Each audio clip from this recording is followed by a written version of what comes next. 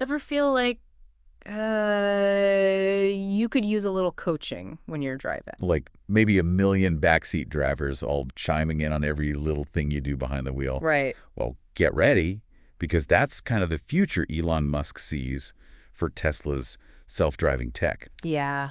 He was talking about how it's not even the computing power holding him back anymore. Okay. That's the data. Yeah. Or more precisely, it's about getting enough data, like mountains of the stuff, Mm. real-world driving data. Makes sense. Right. Yeah.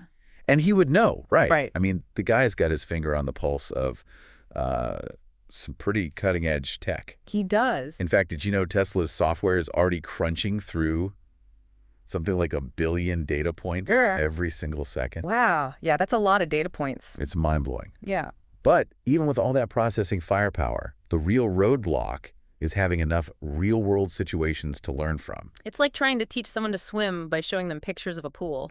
Exactly. You need that actual in-the-water experience. Right. So how do you even go about teaching a computer to drive, not just correctly, but better than us? Well, that's the million-dollar question. And it's where Tesla's shadow mode comes in. Have you heard about this? I have. It's pretty fascinating. It's really wild. Basically, when you're driving your Tesla, there's a whole nother version of the self-driving software running in the background, kind of like Ghost Driver. A ghost driver. Right. Making its own decisions based on what you're doing. Okay. It's not actually controlling anything, thank goodness, but it's watching and learning, constantly comparing its choices to yours. So, like, if you're at a yellow light and you decide to gun it, Yeah. the software might be like, whoa, I'd hit the brakes here. Right. And that little disagreement, that's pure gold. Exactly. Yeah. It's in those discrepancies that the AI can really fine-tune its understanding of human behavior. Because we don't always follow the rules. Right. And sometimes there are judgment calls you just can't program.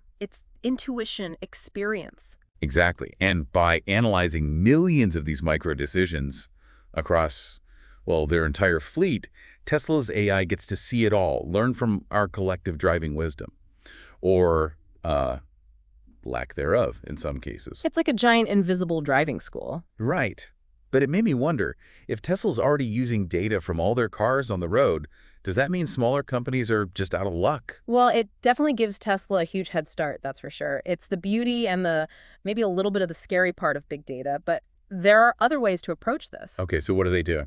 For example, companies like Waymo, they're really into simulations. Super detailed, like scarily realistic simulations. Mhm. Oh yeah, it's incredible what they're doing. Basically building these virtual worlds to train their AI in, exposing it to way more situations than it could ever encounter in real life in a practical time frame. That's so smart. It's pretty amazing.